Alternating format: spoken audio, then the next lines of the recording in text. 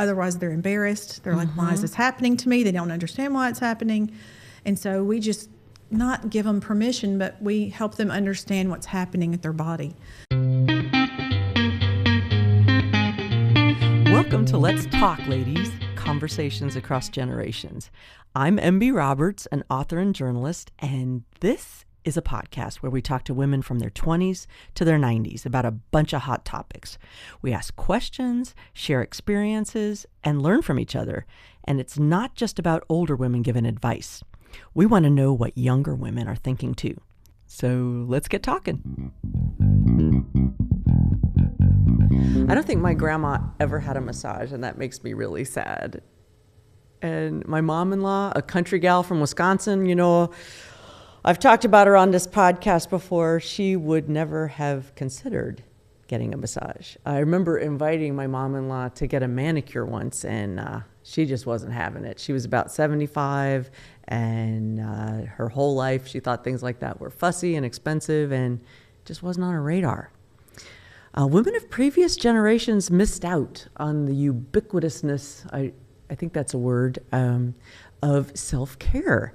Now, my mom was an exception, just when it came to like beauty things. She would go to the beauty parlor, as she called it, and we became spa regulars in her later years, which was really fun. But she was really more of a facial gal than a massage enthusiast. She wasn't totally comfortable with that, especially like a male massage therapist. It was a thing. So I was always comfortable with it. I started getting regular massages in my 30s when I was a runner. Massages helped so much with headaches and other pain. I still love a good massage. But to me and to many other women younger than me, massages aren't just about relaxing or chilling. They're really about wellness, about a proactive way to prevent and alleviate pain. We're going to talk more about this today with our guest, Diana Jones. She's the founder of the Spa Experience Company. She's a speaker and a spa consultant and a nationally approved provider for massage therapist continuing education. She's got plenty to say about wellness, being proactive, and about really being an advocate for your own health and well-being. She's really interesting to talk to and has got some hot tips. Here's Diana. Hi, Diana. Hello today. How are you? I'm great, and I'm so glad to have you. We're at Honey Pod today, and we're recording, and we're going to be talking about wellness, which is kind of interesting because prior to our talking today, I did a cold plunge. So next time we'll do this together. So we'll see how that impacts our chat, if I'm energetic or not. But so you're a massage therapist, among many other things. And when you're a massage therapist, I'm just a little curious. Do all your friends, family, does everybody always want, I got this little sore shoulder, or I got this little sore neck? Are people always angling for a massage? I'm kind of curious about that. I really, as a mom, when my children were little, I introduced them to massage, and it just really benefited them so much as they were growing up. Self-awareness and taking care of themselves in general. My family, they really don't ask me because they know it's work and they know that I'm tired. And so, they don't want to be like, oh, but my shoulder. It's really your friends. Your friends will ask you, and it's like, well, can we trade? Like, I'll come fix your sink if you'll give me a massage. And how do you feel about that? Do you take them up on it, or you would rather not? I'm really okay with that. I think that comes with the benefit of having a trade, right? Like, well, if it's a good barter, I'm all about it. Let's go. Right. Fix my car. But you're not just getting a freebie. Like, I think of the Seinfeld episode. Did you ever watch Seinfeld? I did. It was long ago, but I remember the episode where Jerry was dating a massage therapist, and he was kind of like, "Are you bringing the table?" And she was just not picking up the hint. Yeah. Oh, she picked up the hint. She ignored him on purpose. She ignored him on purpose because she was like, "That's my job. Let's not do that." I know. Like, people go through that who are a doctor or cut hair, or Absolutely. or as a writer, oh, or my husband's a photographer, I just need one picture. It's like, not doing that. So that's a whole tangent. But so how did you get interested in massage? How did you get interested in studying that, making that your career? I was actually working for a law firm in the accounting department, and our receptionist constantly had migraines. And she's like, could you just like help me with my neck for a minute when everybody was going to lunch or whatever? I'm just in so much pain. And I just naturally gravitated towards just that nurturing mother, want to help somebody that's sitting there in pain. So I started that way. And I also was the only female out of all my cousins that were playing football. So it was always like I was the youngest.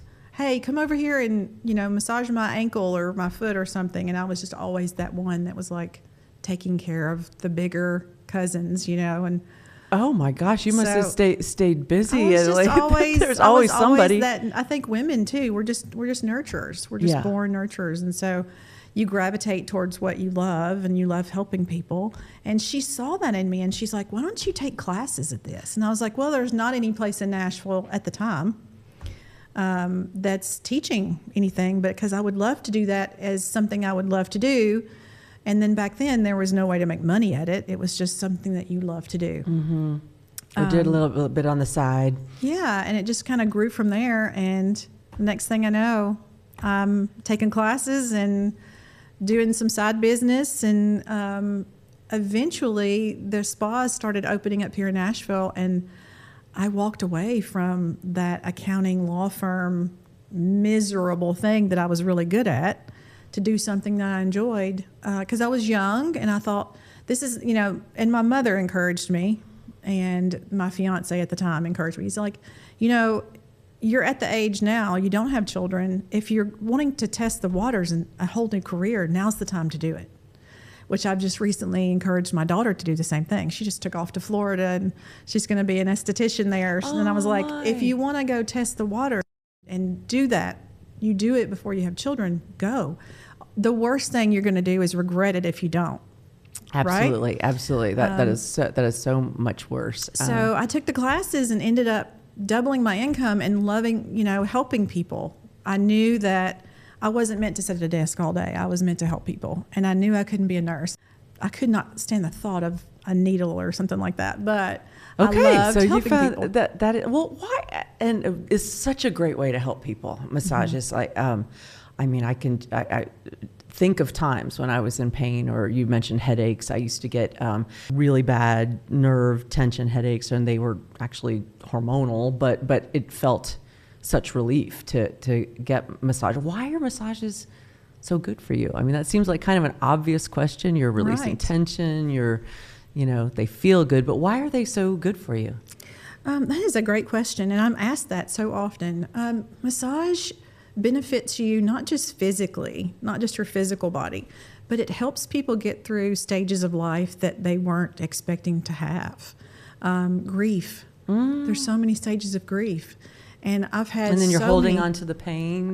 you're just not processing, and when you relax, like when someone's stressed out or going through a grieving process, you hold your breath. And this is something no one teaches you. You just figure it out, or someone will hopefully tell you when you go see a counselor or whatever. But you hold your breath to hold in an emotion. And when you do that, massage people can tell or can tell when they're giving you a massage, this place in their back or their shoulder, they're holding their breath, and it starts to lock up the muscles. Yeah. And so I've had people come in and say, I haven't cried. My husband died. I haven't cried. And again, women sharing stories. And I say, I need you to take a deep breath. And I already know what's going to happen. When I get them to relax, it's the first time they cry. And then as a massage therapist, you need to, and as a woman to a woman, it's like, hey, this is natural. Because when you relax, you can no longer hold in that breath. And it's natural to cry. It happens all the time. It's almost like once you give them permission to cry, they are okay with letting it out. Otherwise, they're embarrassed. They're like, why is this happening to me? They don't understand why it's happening. And so we just not give them permission, but we help them understand what's happening at their body. And so when you release that breath, all the tension just feels like it leaves your body, and you're able to cry for the first time. And these women will be like, my friends were bringing me food, and they would want to sit with me, and they wouldn't leave me to myself to grieve. And I'm finally, because I'm a stranger, they were okay to finally grieve their husband's death. And those are huge physical what a gift reliefs. To somebody. Yeah, what an incredible gift. Pardon the interruption. We hope you're loving this episode, but we hope you'll just take a moment to follow, subscribe, and comment on the podcast wherever you're listening. And follow us on Instagram, Facebook, and LinkedIn. All of this really helps us. Now back to the episode. Does that happen often that people will cry in a session? Or well, especially if you're holding in a ton of tension. What if you've had a career where maybe you've been miserable at your job, and there's a lot of personalities out there working in a career where maybe 16 people working there are extroverted, and you've got one person that's not, and maybe they don't fit well with the group. Or maybe they feel like their boss is yelling at them all the time, and they're starting to draw up their shoulders and hold in all that tension, and it shows in their physical body, and they ignore it because they're like, well, I'm stuck in this job, and they just keep holding. The sitting, you just made me feel like I know I'm a scruncher, and I sit all the time, and that just kills me. Is it is it important for people to be aware of that? Absolutely. Of how you're sitting during the day, or your posture. How important is posture? I mean, that actually happens during a massage. When they get the massage, they become so aware of their body. It makes you aware. Like, oh, I didn't even know my left shoulder was bothering me that much. And so once you become aware, getting massages, the next massage, you're like, wow, I'm starting to feel like I need another massage. I'm starting to feel and pay attention to how my body's, you're becoming more aware of your tension. I like that when my massage therapist, the last one that I saw, she kept I kept trying to help her, like I was trying to move with her. So she's like, just put your shoulders down, put your shoulders down. I mean, I've spent like half my life, I don't know why they want to come up here like this, but right. So you see a lot of it's awareness. Like, are you a big fan of yoga? Are you a big fan of other kinds of exercise to help your posture? Absolutely. Yoga has helped me in my practice, because you have to make sure that your posture's good if you're a massage therapist, or you can injure your own self. I was wondering about that, because it's so first of all, your hands, Sure. like it's, but yeah, how do you, is it just awareness? Like when you're working on people, giving massages, like how you stand, or you don't want to put pressure on your lower back, or is right. that you don't want to be the one that needs a massage. Right, exactly. Which you do have to take care of yourself. If you're giving any type of caregiver, and I try to say that to people all the time, like, you're a caregiver, you're taking care of your elderly mother, and you don't understand why your body's hurting this much. It just makes you more aware of how much you're giving. So if you're in a caregiving situation, whether you're a nurse, a teacher, taking care of tons of children, you've got to give something back to yourself. So massage therapists have to get massage. That's like a big light bulb going off for me. When my mom was using a walker later in her life, she's passed, but I really had to learn boundaries as a caregiver, because like we went once into Target, and I let her talk me into, she didn't want to get in a wheelchair, and she needed to be for long distance, Target's 100 yards. It's like a football field. I let her talk me into using the walker. She's using the walker, and we're halfway across, and now she can't get back. And so now I am like trying to help her. She's scooching along, sitting on her walker. I had to go to the chiropractor. Seriously, like after that little event, it's like, it's like, put your own mask on first. It's Absolutely. Like, you need to, next time it was like, no discussion. You're getting in the wheelchair. This is going to be better for all of us. And that's becoming something that's happening to our generation without, we're trying to take care of our family. Yeah. Our elderly parents are they're living longer. Yes. Which is great. Everybody's dealing with caregiving. Everybody. But it's becoming something that we're all facing with our parents. And I think that their generation didn't plan. They didn't plan for any of this. And so here we are. And so massage is becoming more and more needed and necessary for the caregiver. And I'll tell you, Diane, I'll make a little confession. When my mom was in hospice, and she was in for quite a while, for about 2 months, which is longer than we expected. And the day after day was really getting to me. And one day, somehow with no guilt, I mean, I didn't advertise it, but I visited her. She was good. She was all set. And I left and I went and got a massage. That's and great. I'm like, I don't know that I would have shared that with everyone in my circle, but I was like, I didn't feel bad about it. I knew that I needed to do that. And so that's part of taking care of yourself. Is that something that you see? Like, I'm wondering if that's changed for women. Like, I think of when my mom or my grandma were in their 20s or 30s. Do you think they took care of themselves or were proactive to advocate for themselves? Like to say, no, I can't be at hospice anymore today. I'm going to go have a massage. Like, I just can't see my grandmother saying that. No. They were such strong women, weren't they? What great examples they were for us. They were great examples. On the other hand, they neglected themselves tremendously. Yes. But they did go to the beauty salon. Did you notice? They always had perfect hair. Your grandmother always had perfect hair. My gosh. I said that. And the red lipstick. Yep. They always looked perfect in public. There's they didn't go time out for in their pajamas. that. My mom-in-law would she never even had a mani-pedi in her whole life, but once a week went to the salon for her hair. My grandmother never missed her hair and that red lipstick. Never missed it. She'd be cooking dinner and breakfast, lunch, all the things, and taking care of the whole family. But she always looked presentable in public. You never saw her not have makeup on or be in public in their Nike sweatsuit or.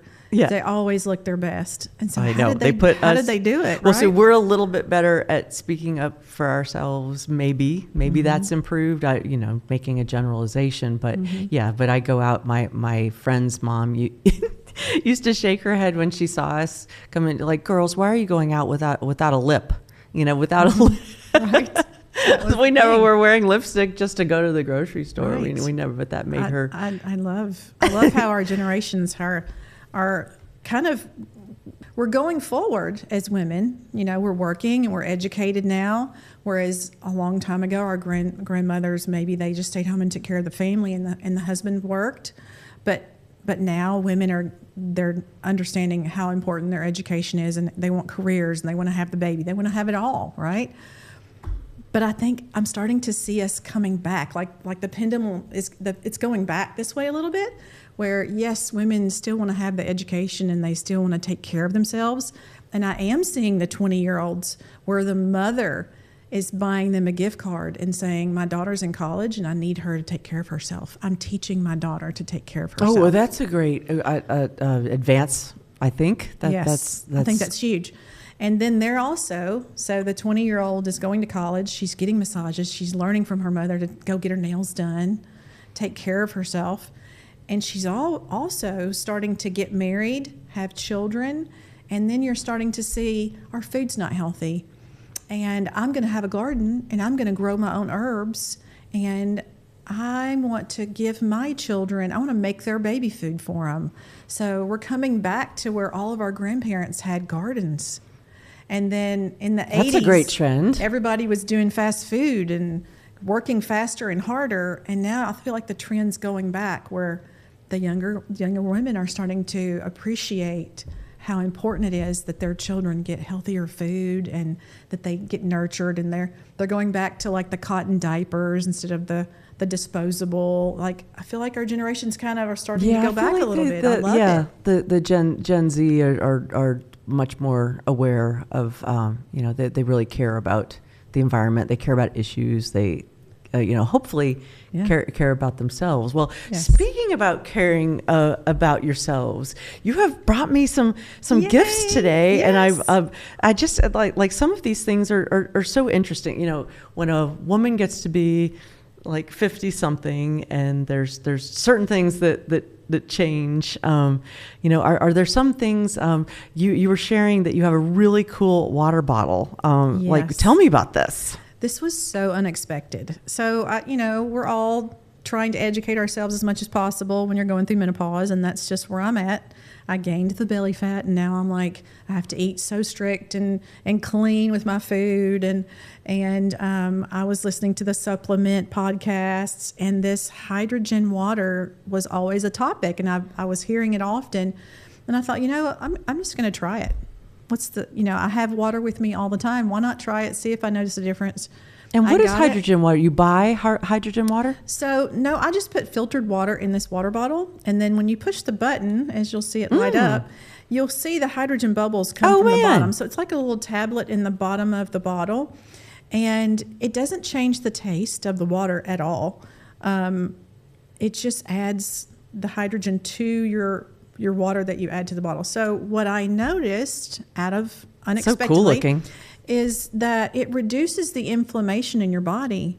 So my hot flashes went away. It took me a couple of days to notice, and then I was like, but is it the water? Or is it the fact that I just gave up sugar right, in like my diet? Which is the thing? What's happening? So yes, giving up wine and giving up sugar reduces the inflammation in your body, and it does help you with your hot flashes.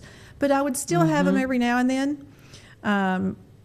And so my water bottle got dirty. So, right, I clean it. I'm letting it dry. Didn't use it for a couple days. Went to work, forgot it because I didn't have it with me.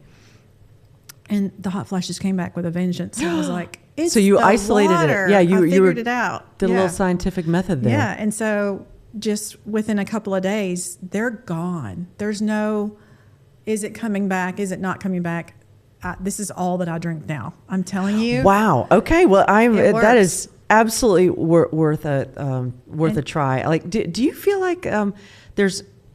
Just we're talking about hot flashes. Do you feel like there's more information out there these days than there were like maybe 20 years ago for menopause and for managing perimenopausal symptoms? Do you feel like there's more? There is more information, but I feel like there's still, like, why are we just now? Women have had menopause for years. Why are we just now starting to get little pieces that are helping our health? Why do I have this belly fat? I should have known what to do before I got it. Right. And I'm struggling, like, what works, what doesn't work.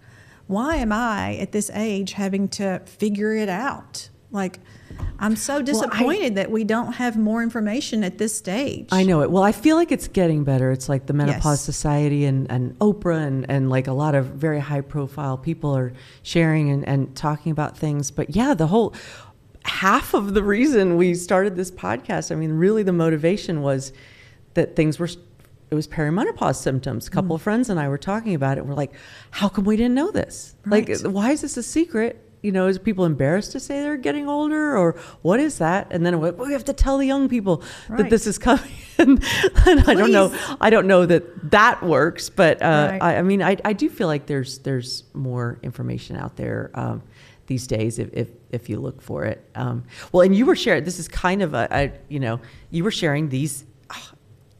Diana gave me this great gift of these compression socks. Like, is this something for a perimenopausal or menopausal woman, or any woman with circulation? Like, this is a cool thing. That is a great question. I'm so glad you asked me. Those are on Amazon, and they are medical grade compression socks. Okay. So if you get on Amazon, you will see where it just says compression socks. Those are going to feel like an athletic sports sock. They're not as efficient as that. That one you're going to notice. You're going to notice the difference if you were to buy two different ones. That's the one that I use, and that's what I wanted you to have, that pair. I'm so excited. And so who should wear compression socks? Like, everybody. In any age? Your 20-year-olds are now, ever since COVID hit, a lot of offices are letting people work from home. Oh, right. So it's for those of us who sit a lot. You're sitting a lot. You need don't the move around circulation. enough. Yes, that circulation Okay, well, really helps. that is really, really exciting. And you have one other cool thing I want to see. So I brought this, and this helps also when you're sitting at a desk. Your legs are like at a 90-degree angle. Yeah. It allows, there's actually a video that I found that was great that I put on my Facebook that helps it creates this ligament in your leg. It gets tighter and tighter and tighter. So it's a roller. We're looking at a roller. So this roller, yeah, you can get on the floor and release the tension from sitting in a chair. Most people feel it in their low back, but it's coming from the front part of their quads. Oh, okay. And so this helps release that. And this is my favorite one because it has more of a smoother surface to it. This is much more easy to use. What is the name of that one? That is. I don't know the name of this one necessarily. Let's see. I think it's called Trigger Point. Yeah. And then you can get them any color you want. Yeah. But I just like the smoother surface. The ones with the knobs are really painful. I think it's too much. Yeah. People like to work on their IT bands and stuff a little too much sometimes. And I think you can injure a muscle and bruise a muscle if you're going a little too hard. Yeah. Yeah, I feel, I was someone who I loved deep tissue massages when I was younger and running and things like that. And now that's usually a little too much for me now. Like, even though I'm still pretty active, I used to love to just be, I wanted to be just needed and needed to death. Right. But I find, I guess we all change with our needs. Do you find that, that younger women are more tolerant to pain, or is that just a case-by-case thing? I think it's case-by-case. It depends on, there's younger women that are becoming more sedentary, and then there's some younger women that take, they were in high school and they were in softball and they continue on into CrossFit or whatever as they get older. But really, the laptop job, working from home, people are gaining weight in their 20s and they're sedentary and they're starting to have health problems. Yeah, pain. Well, they say older women are having, and that's not good. That's right. And it's, what was the headline? That sitting is the new smoking. Do you believe that? I absolutely believe being sedentary and not moving your blood you're risking health problems. Right. And so I got one other thing. I didn't bring it with me, but I've been using it every day, and you can feel a difference.